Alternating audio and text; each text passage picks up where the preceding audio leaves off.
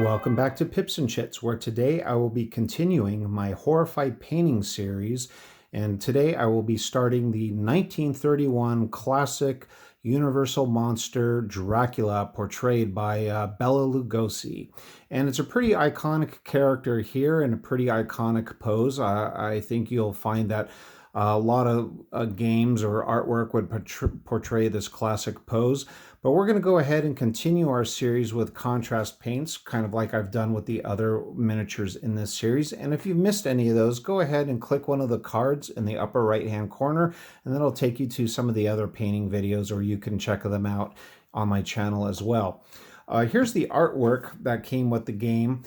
It's very nice, but as you can see, there's a lot of red object source lighting and some yellows in here from another light source. We aren't going to be doing that at all. I haven't really done object source lighting for the other characters in the game, so I'm not about to start doing it now. So nice picture, just to kind of set the mood, but we're going in a different direction. So anyway, let's kind of zoom in on Dracula here, and probably one of the first things I need to tell you is I went ahead and primed him with the Citadel base gray sear paint. And the reason I did that is I think that's going to really help the black out, the black Templar that we're going to use, and the red for the inside of the cape. If I would have went with a Corax white, it would have made the inside of the cape really bright, and as far as the black, painting black goes, I might have to do 2 coats of the Templar just to get a nice good coverage on that. It was a little tough though to decide, because I know his shirt should be white, but we're going to try a couple different techniques along the way and see where it goes. So let's talk about the paints in general. Starting from the inside, like I said, the shirt, I want it to be white. We're going to go ahead and try this apothecary white.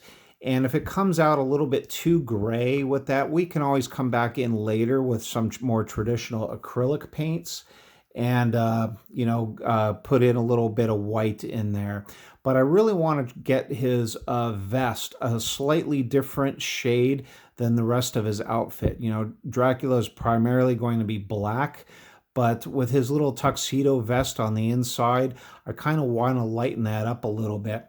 So in addition to the apothecary white here, I'm going to try either basilicum gray, maybe a drop of that, and see where we land there, and just to get that little color going there, just for some differentiation. As far as the inside of his coat goes, or his cape, we're going to jump right to this Blood Angels red. I think that's really going to stand out. And don't forget, we got to get a little bit on the inside of his pants right there as well. The next, black is probably going to be the most primary color for this. So we have his pants, his shoes, his tuxedo jacket, his arms, the backside of his cape, his hair. Is all going to be using this black Templar. That being said, if you notice right here, though, on the top of his upturned collar, I kind of want to make a little kind of a focal, where I guess maybe highlight this a little bit, just to separate the hairline from the back of his collar, just kind of like you see how the natural lighting is doing right now. So I might come in with a more traditional acrylic paint, maybe like Eshin gray, or maybe another type of gray, just to kind of do some little edge highlighting right there. On the inside of his collar, this is interesting. Even though we're doing the majority of the inside of his cape red, I don't know if I want to do the inside of his collar red. I think it's more safe because I don't want it fighting contention with his face. We're going to go ahead and do black in there, the black Templar paint. Notice he also has a little bow tie right up in here. Let's see if I can zoom in on that a little bit. With his bow tie, I might just come in with more traditional acrylic paint there. It might be a little tough to get contrast paint on that little detail. Speaking of details, also notice here he's got this little piece of jewelry right there, a little pendant.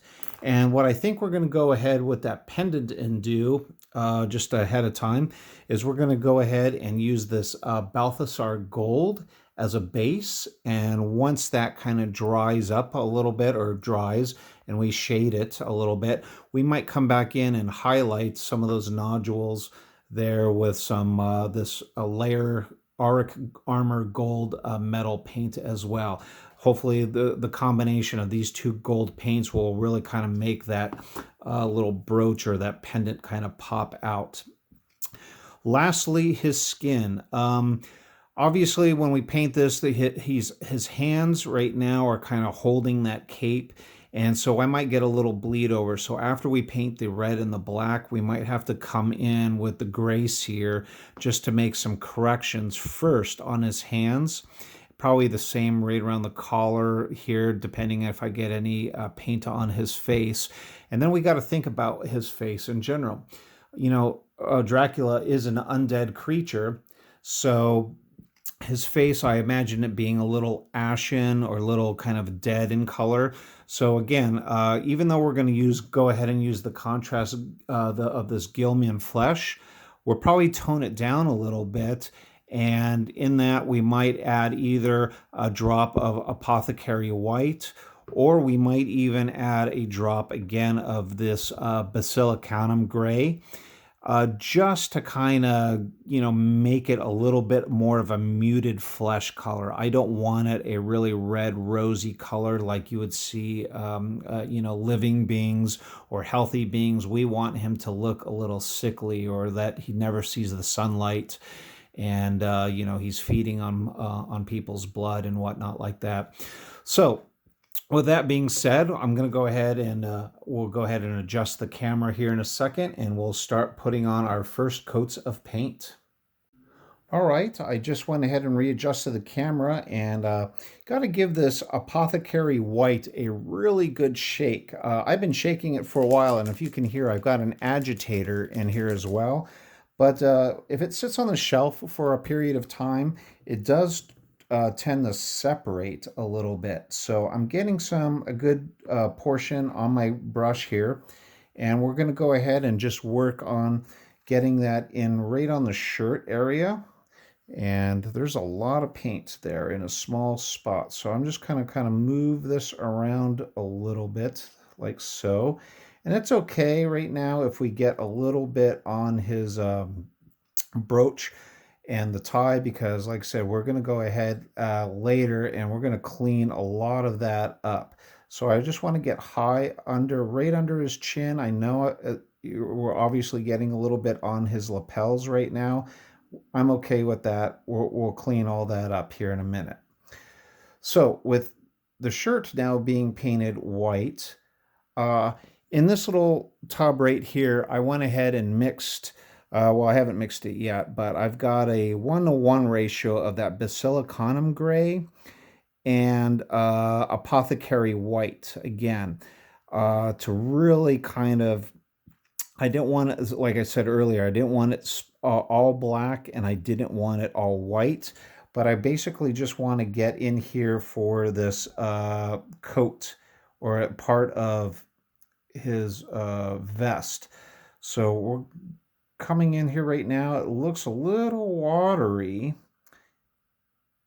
and not sure about that. See if I can get in a little bit closer. See where his vest is. The vest comes up a little high, like right there. And yeah, it just looks a little watery to me. I'm not quite sure why. I did mix them up, both of them really good, but I'm going to try to sop up some of that. And I think at this point right now, we just need to let this dry a little bit and go from there and see how it turns out after it goes ahead and dries up a little bit. Let me get right into there. And as you can see, the different colors here between the white shirt, just the straight Apothecary White here, and mixing in some of that Basilicanum Gray, how we got a little bit of different color, and that's going to stand out really differently between the black. So I'm going to put this down for a minute and let it go ahead and dry before we continue. All right, I'm about to go ahead and apply the boldest color to this model here, and we went ahead off camera and shook up my contrast Blood Angels red paint.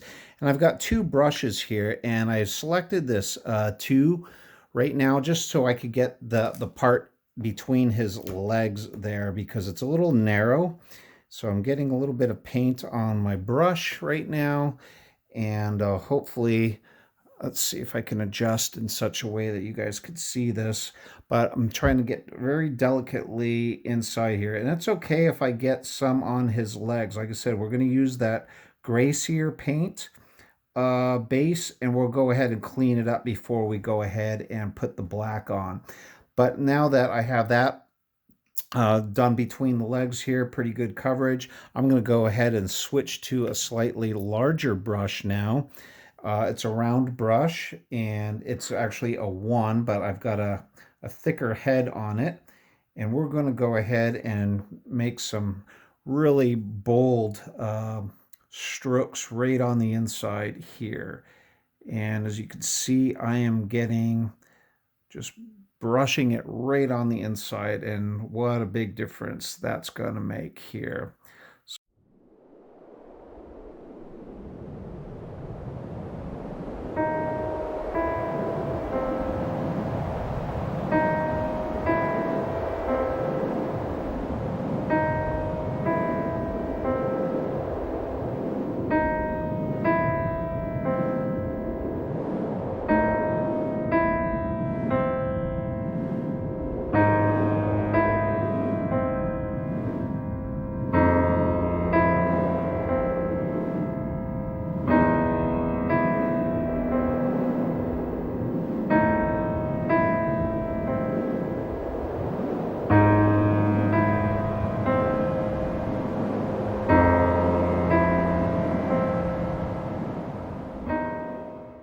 So at this point, we are just going to go ahead and let this dry. And once it's dry, I'll come in and do like I said, a little touch up. We'll break out some of this base grace here, right here, and touch up some of these lines, especially around the coat, before we go ahead and put on our next flavor. Okay, so hang on. All right, welcome back. And after I adjusted the camera yet again, I'm about ready to go ahead and paint the black, and I made a discovery which I completely missed the first time around, and actually I don't know how many other painters might have missed this as well. But if you'll notice right around his wrists, he actually has his shirt coming out from underneath his jacket. So I had to actually come back in with some apothecary white, and I'll see if I can zoom in a little bit right on his wrists, but he actually has part of his shirt cuff comes out right here and also right here. And we want to go ahead and match that to his base shirt. So I went ahead and painted that in, but with that, we'll go ahead and get ready to paint black. I'm going to be really careful in doing this, and I'll probably, just to speed up some time here, I'm going to put the camera on in fast play here in a second or so. But I'm going to hold the model upside down because I want gravity to kind of work in my favor when I get around these the inside of his legs right here. And I want to try to make sure I don't get too much black paint. I'm going to try my hardest to kind of follow the lines here on his shirt or his jacket and underneath his arms before I get to the back here. So I've got a big round brush right now, and I am going to load up my my brush with some black Templar paint, and we're just going to get to work. And like I said, if you notice the camera speeding up at all here in a second, that's because obviously I'm doing a little bit of fast forward just to save some time on here. Okay.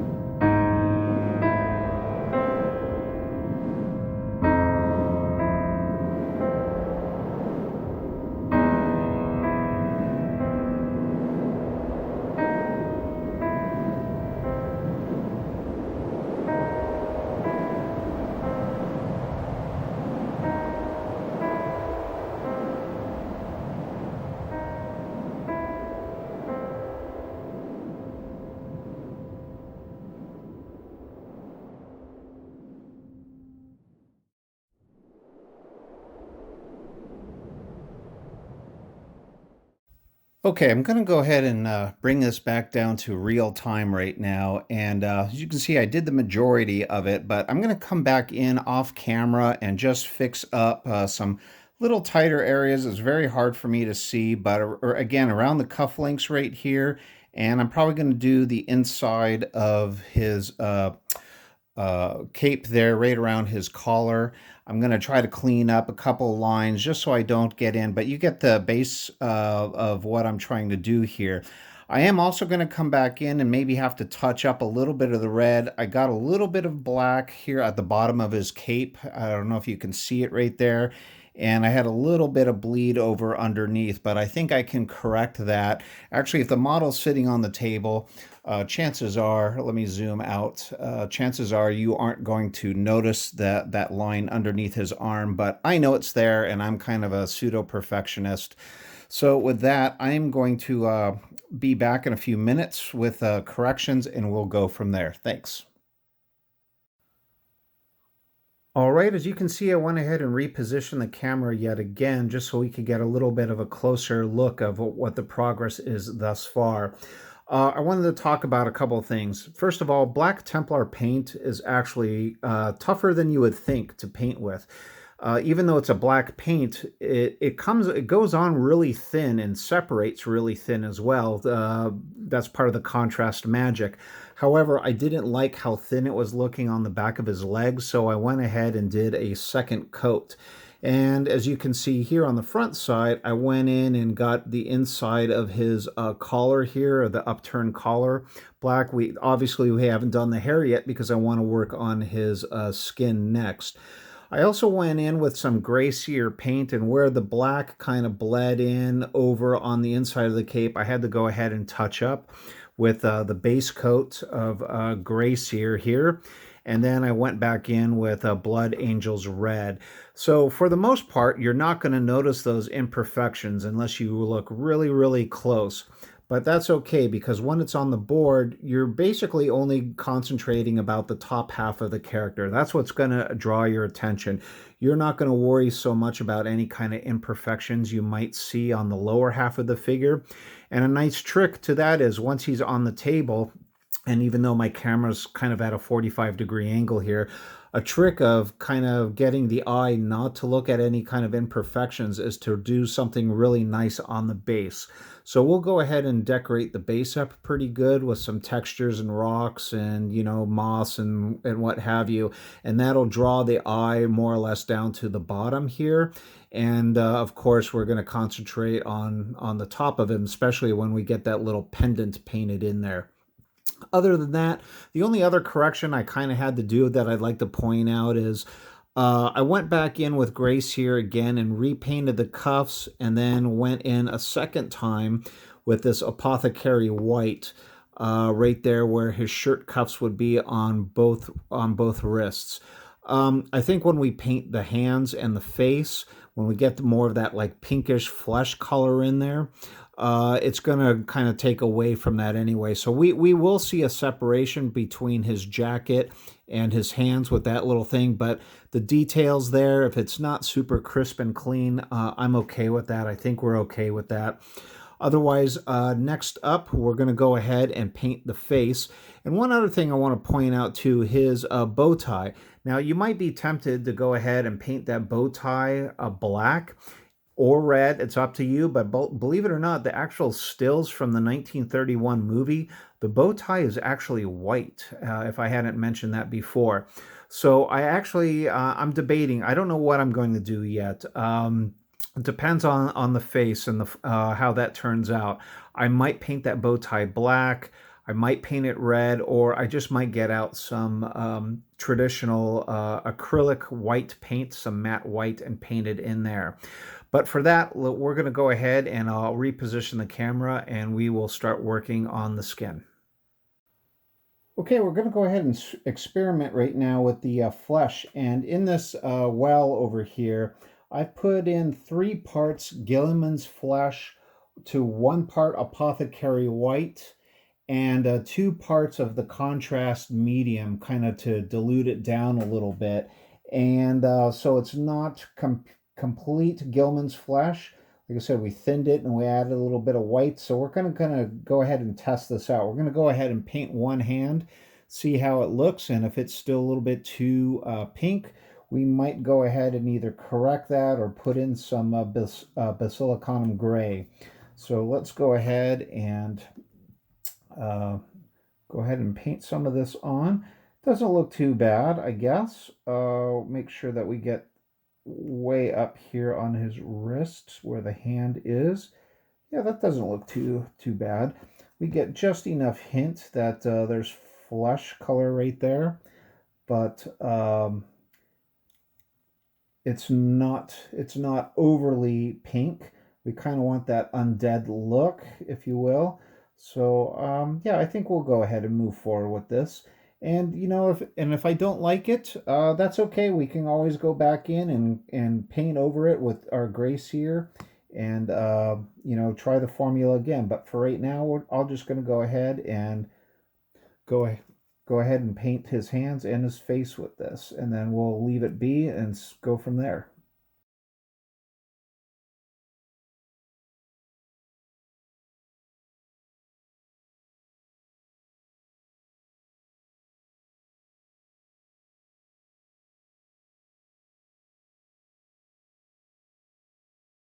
Hey there and welcome back. As you can see, I did a large leap forward in time here and did a lot more painting off camera than I anticipated. And one of the reasons I did that was I just didn't want my hands to keep getting in the way of some of these camera shots with these minute details, and just to speed up the overall time of this video. So where I left off in the last cut is I had just finished painting up his hands, and using that same formula, I went ahead and finished off his face right there. And once his face was completed and let that dry, I came in with some Army Painter matte black and went ahead and finished his hair and did the inside of this upturned collar on his cape. Once that had dried, decided to go ahead and paint his eyes, and it took me a couple of attempts to paint the eyes. I actually took my Army Painter Psycho brush and dotted in some Army Painter matte white into the eye sockets there, and then tried to dot in with some Army Painter matte black the actual pupils. And I hate to admit, but it took me a couple of attempts to do this, so hopefully it doesn't look too bad. But when you're talking at this scale, it's very hard to get paint on as pupils without it drawing right on the brush and applying it very quickly. Next up is the bow tie. So the bow tie, a lot of people would think that traditionally a tuxedo bow tie is black. But in the case, the 1931 movie, if you look at some of the stills, his bow tie in the movie was actually white. But I wanted to go ahead and bring in some more visual interest to it, and I kind of wanted to tie it in with the cape. But I didn't use contrast paint here. I believe that is not Army Painter, Citadel Mephiston red right there for his bow tie. And then complete that off with some gold. There's a base of Citadel's Gehenna's gold, and then I believe I used Citadel Auric gold for kind of the highlights. Now, as far as the base goes here, I painted the overall base with a Mechanicus Standard Gray. That's kind of my default basing that I do on 90% of my miniature models. And then the texture paint right here is why do I keep saying Army Painter? It's actually Citadel Astro Granite here.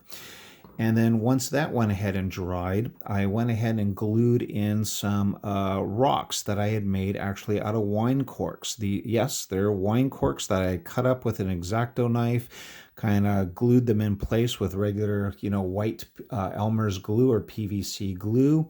And once that dried, went ahead and matched that paint up. Finally, the wash that I used, just so it wasn't this like flat Mechanicus gray color, and bring out a little bit of texture in some of those shadows there. I used this paint this terrain wash that I got from Germany called Dunkelschatten. It's a dark brown gray. And actually, I actually think there's a little bit of green in here as well. So I really liked to put that on there. There's about maybe 2 coats of that on. And how I'm going to finish this off is I'm going to go ahead and dry paint now with a kind of a medium gray color. And then we're going to add some textured flowers in there. Again, just to bring a little bit of interest, I have some purple lavender looking flowers, or that I'll go ahead and glue into place.